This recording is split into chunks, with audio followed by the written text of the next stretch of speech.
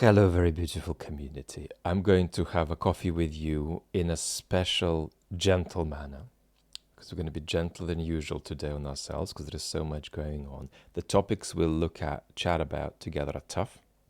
We'll look at the political assassination of Farion in Ukraine. We'll talk about the sentence for Evan Gershkovich, and in some ways I'm actually more optimistic about this story than the headlines might imply, thankfully, or hopefully, thankfully. Third, we'll look at the Trump speech at the convention. I was going to give a half an hour separate breakdown, but luckily for you, I didn't do that for health reasons, so we'll just do it in a few minutes today, because I think there's an interesting takeaway there, a couple of interesting takeaways, and then we'll look at Biden staying or going, again, more focusing on you and me, and on American citizens talking to each other and being gentle rather than on the analysis. That's going to be for another time. So the only thing I do have to add procedurally is that on a special occasion of gentleness like today, I want to include the people, tiny minority, who find it intolerable when I slurp my drink.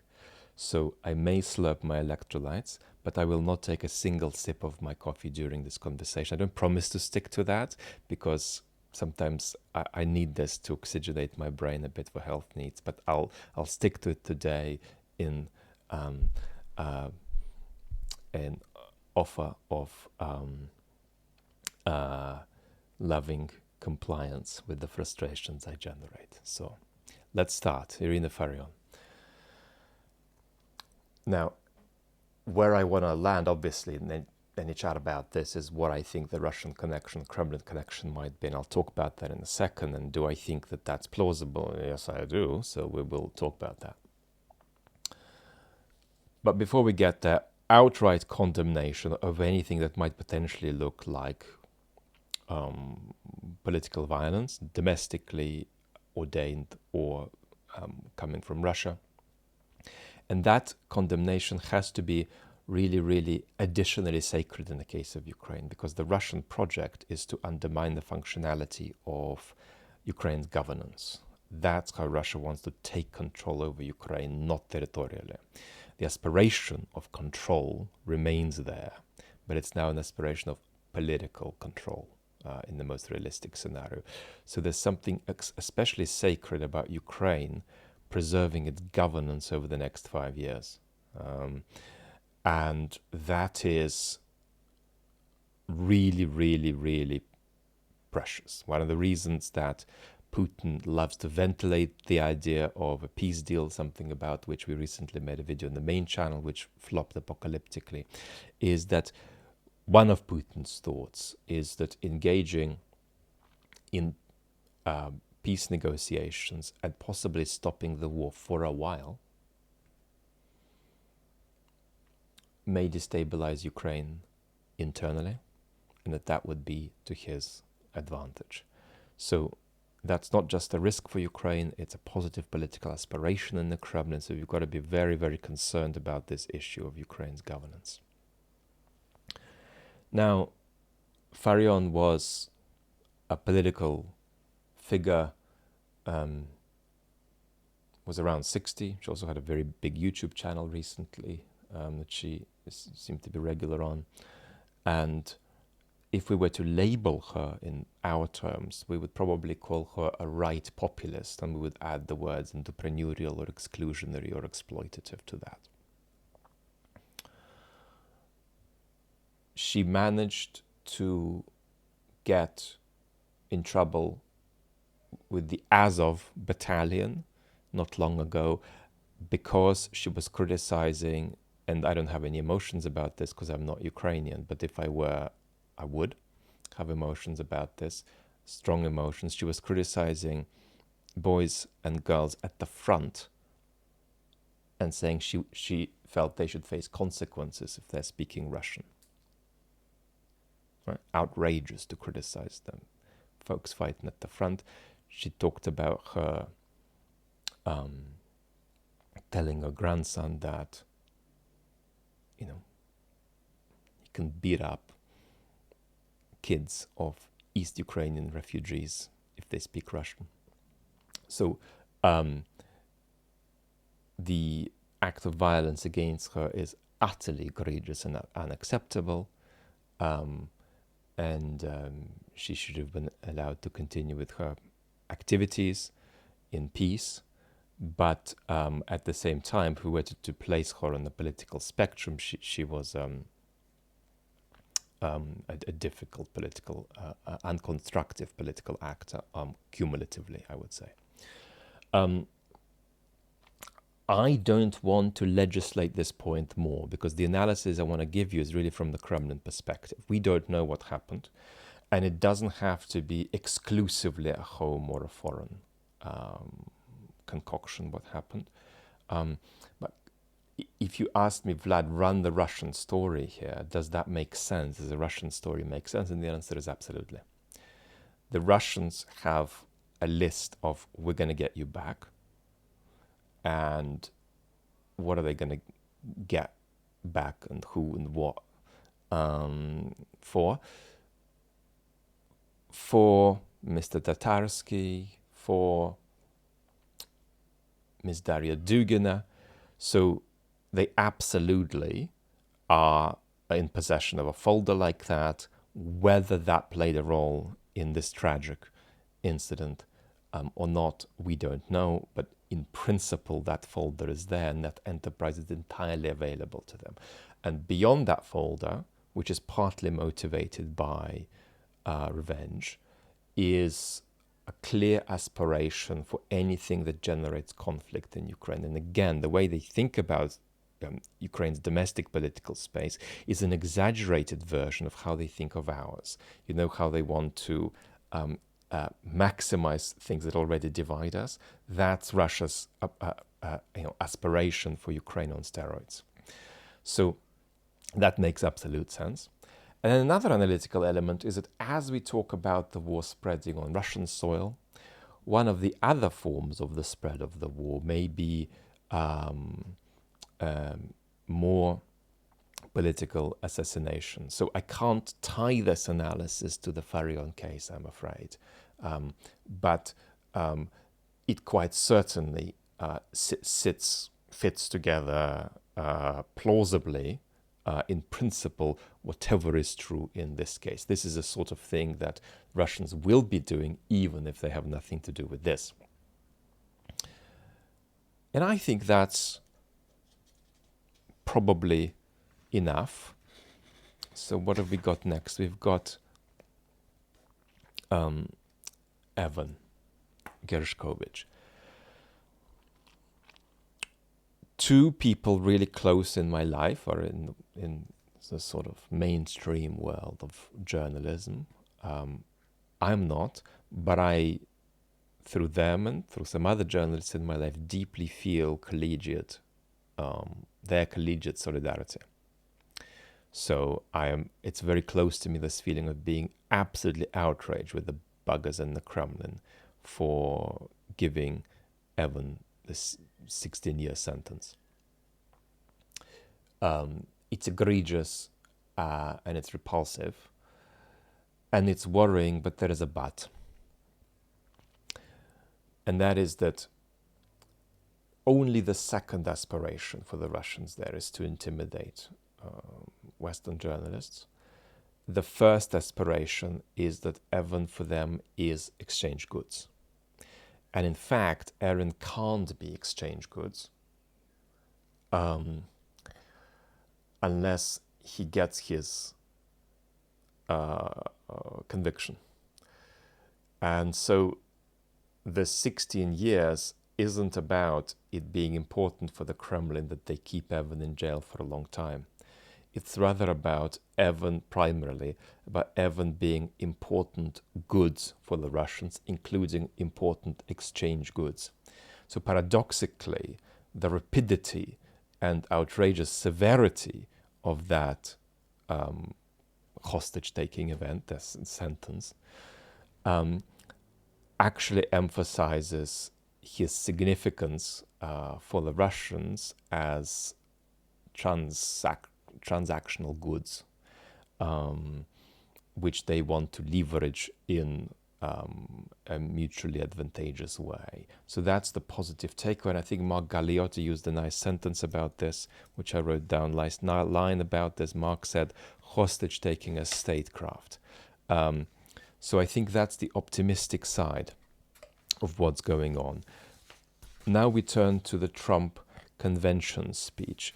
I have been following politics systematically probably since the mid to late 90s, and I have rarely seen a speech of two halves in quite the same way, by which I mean a speech that is massively advantageous to the person giving it and massively disadvantageous. So if Trump's speech was just cut off in the middle, in fact, after the first third, it would have been massively advantageous to him. And then the last 2/3 of the speech were massively disadvantageous for Trump. But he nevertheless produced that second part, which we'll briefly mention. He started in a way that bordered on just a sort of exquisite balance of political manipulation. He talked about being president for all America, not half of America. Immediately, we have to recognize that the magical bond trumps.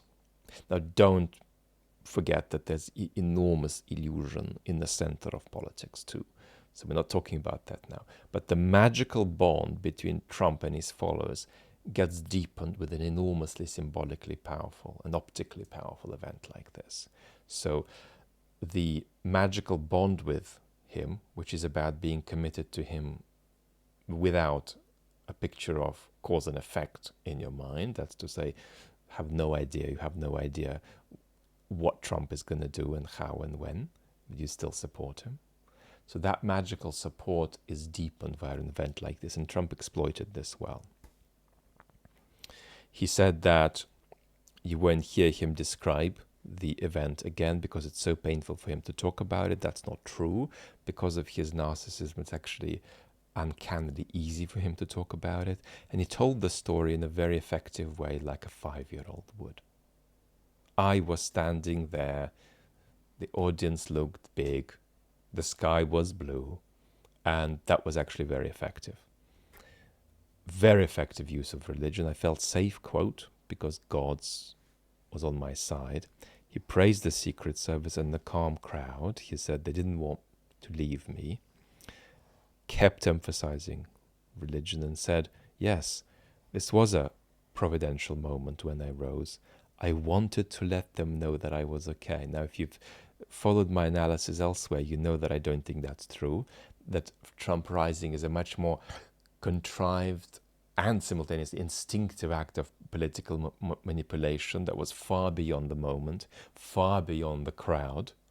It was animal instinct driving him to say, oh my word, what an extraordinary advantage I can immediately carve for myself here. Boom, boom, boom, boom, boom. Up I rise. A large fraction of you found it very challenging that I gave that analysis. But there is no contest between, I'm afraid, your view and mine on this. It wasn't an instinctive act, I'm okay, I'm rising up. It was a much more psychologically impressive, if you like, with quote marks, Machiavellian act. And it expressed Trump at his best. That was really Trump's political genius in action. It's not just him rising up and telling his audience that he's okay. Sorry, I'm so mean on you on this, but I noticed a lot of people just not seeing that was a lot more incisive and Machiavellian than it might be taken to be. And I'm not asking you to change your mind, of course, but I'm being very strong in offering the other alternative explanation, because I think it's important to grasp it, because we're looking at a sort of paradigmatic example of instinctual politics, and it's not helpful to say no, it isn't. It's just normal stuff. Right. Now, optically and electorally, a big misunderstanding has occurred among the commentary around Trump's convention speech, and that is that it looked sick when Trump went to the uniform with Corey, I'm so sorry, I forget the surname, Corey Compmerator, I think, fireman who lost his life. And his name was misspelled on the uniform, and Trump walked up and kissed the helmet. And that looked sick to a lot of people. And I think I find that a little bit sick too. But in the end, I don't really, because it was an act of manipulation and people are wrong. It's navel gazing to say it wasn't effective. It was extraordinarily effective. If you take the population as a whole, and it connected what happened to Trump with tragedies in American history very, very powerfully indeed, even, September 2001. Now, Trump took it to another level. He said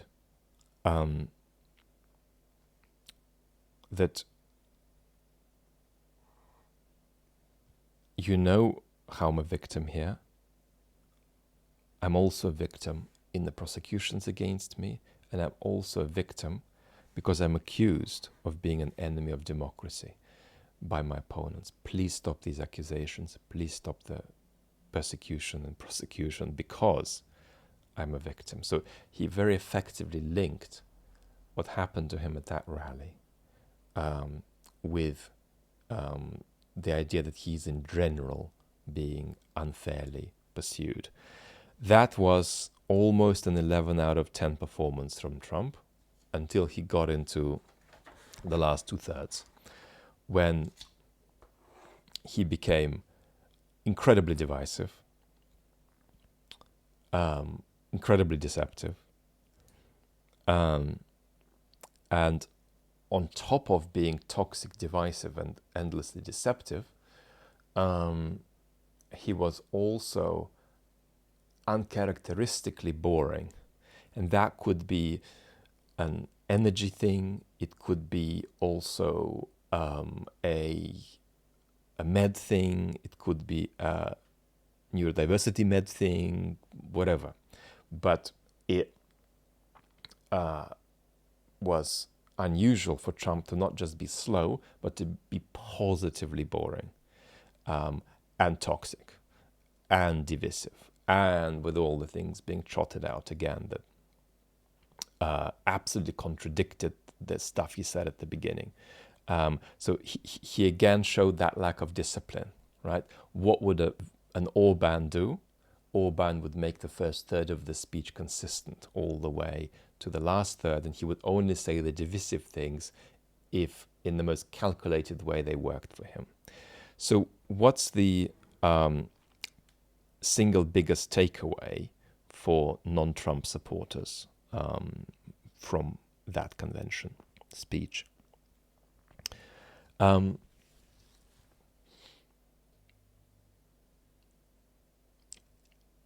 It was a speech that was brilliant and then absolutely terrible. Terrible for Trump. And that made Trump look embarrassingly beatable. Embarrassingly beatable. And that absolutely adds a few extra cents into the little money box on the side of the scenario where leading Democrats feel I could possibly run and win without Joe Biden.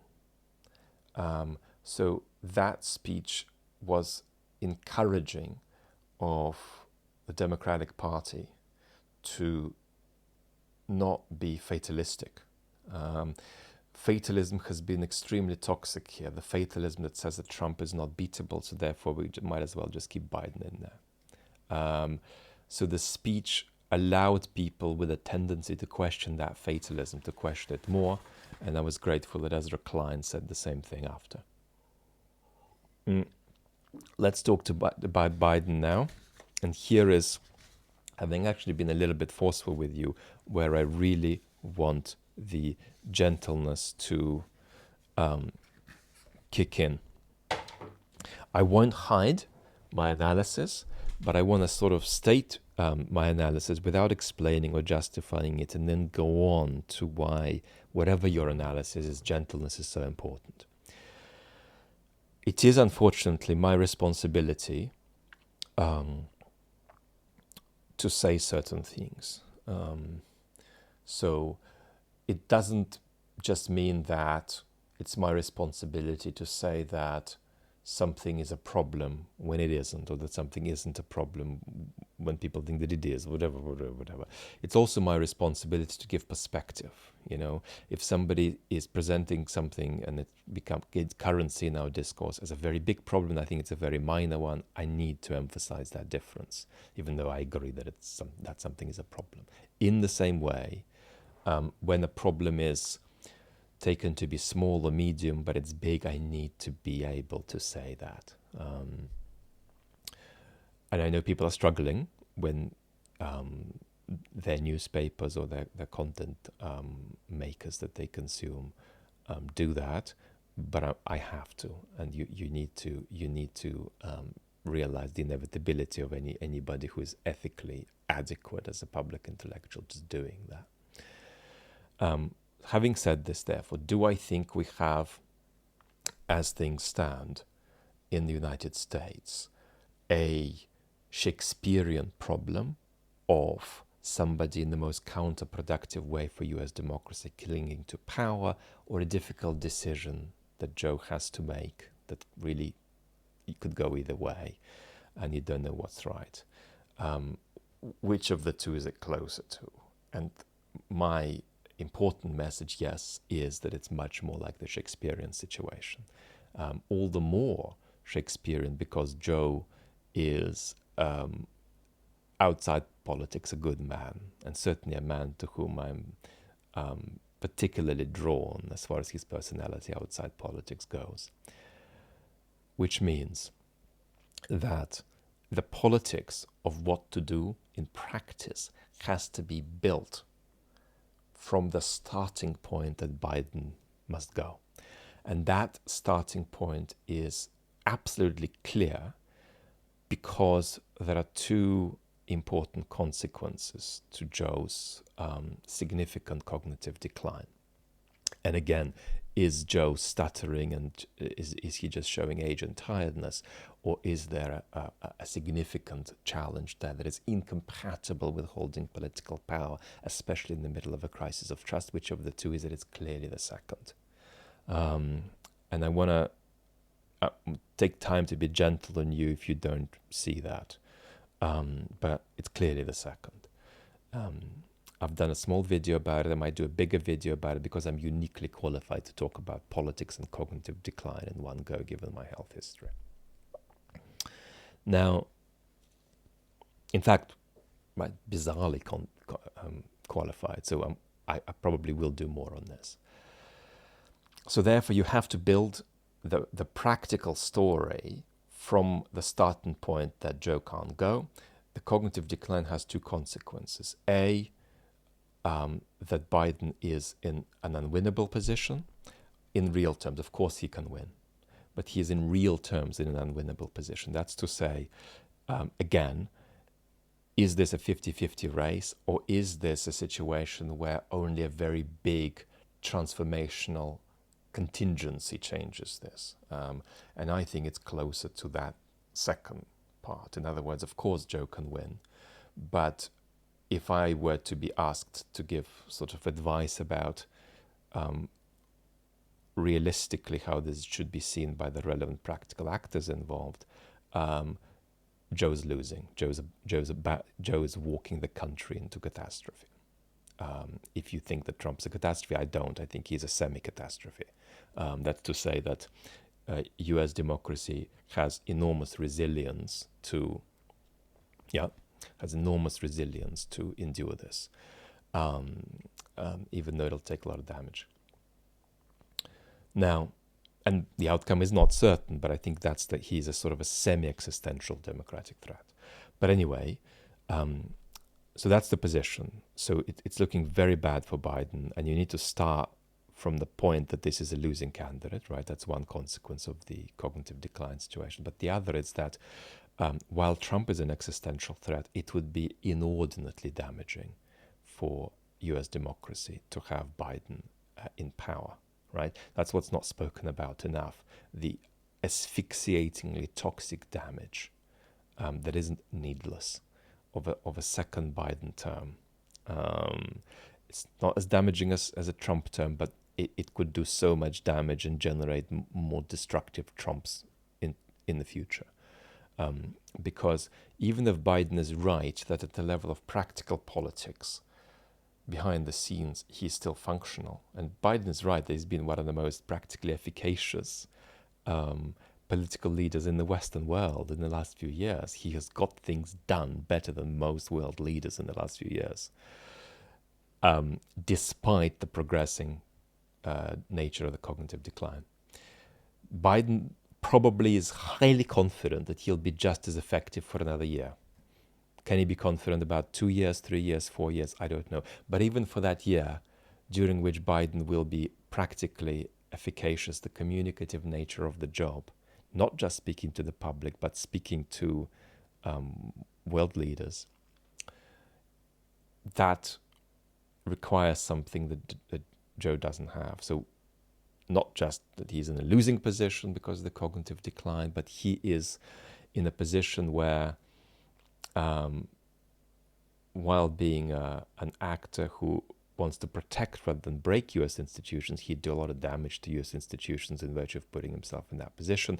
What's motivating Joe is thirst for power and this sense of the extraordinary efficaciousness that he has as a practical politician. So a sense of his own powers in practical politics is making him say, you know what, even if I'm depleted to 40% of my capacity communicatively, who cares? I can still do this, right? And that's a problem. Unfortunately, this is what Jill and Hunter and Val Biden are reckoning with, and a lot depends on them and Joe. But yeah, this is a case of a Shakespearean and egregiously inappropriate clinging to power to the detriment of US democracy. And you need to build backwards from the point that Biden's got to go. And then you do what is necessary. If you can't get an open convention, you unify around Kamala, who is probably the single worst choice to run against Trump if you had a list of the best 3 or 4 candidates. But she is now stronger. She has stronger odds of defeating Trump than Joe does. So you just have to build from there. So this is where the gentleness really comes in. It's very important that a significant minority in the audience, it is a minority, most of you do get the seriousness of the situation with Biden, thinks that I'm gaslighting them and that I'm saying stuff that's just not there and I'm exaggerating. Now, I know what I say to these members of the beautiful community. That is that ethically I have to stick to my view and that I have to balance shaking you up with not speaking in a way that's really, really scary for you and freaks you out.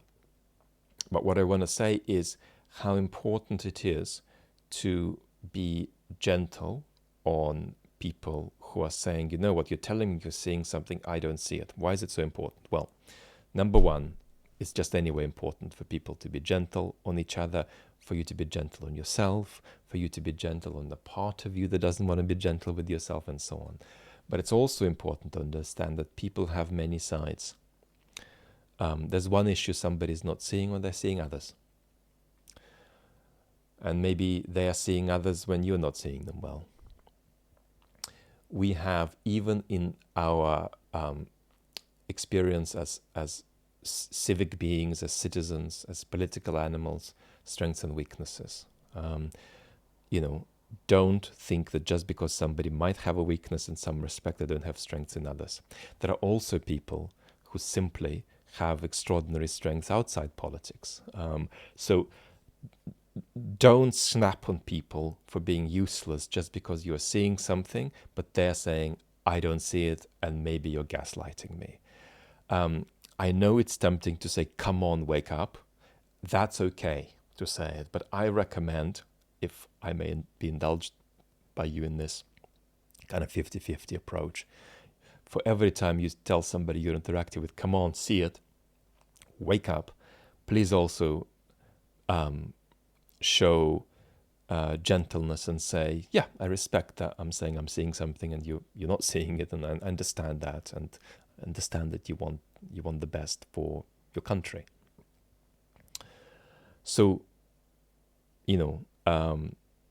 I think that there are a lot of people who are not seeing this, who are feeling sincerely gaslit, and who are feeling confused about what's going on, who are feeling that really not much that has changed, not much changed with the debate, who are feeling that they don't recognize an enormously big decline. And it's very important to understand that, people have followed Joe Biden and not concluded that something is really seriously wrong with him in the last few years. And I do think that's a mistake. In fact, as you may know, I even made a little video, which I haven't made public, before he became president in 2020, saying the cognitive decline is a problem, and he's putting the country at risk, and he will luck out because Trump is going to lose on the basis of an appalling mishandling of the public health crisis. But without the public health crisis, the cognitive decline may have made Biden lose already in 2020, because he would have probably won against Trump in 2016. When he made this extraordinary speech for Hillary and Biden was at his best. But a lot of people are following Biden and saying, I don't see this. Great example on YouTube is David Pacman. David, up until a few months ago, was not impressed by this cognitive decline story about Biden. And there's no chance to say that David is uninformed about politics, right? So please be gentle, and understand that we all have different sides to our civic character. And yes, you might feel that some side is a weakness, but don't generalize from that to all the other sides. And take people as multifaceted, as complex, and have that compassion that what is easy for you might be difficult for them.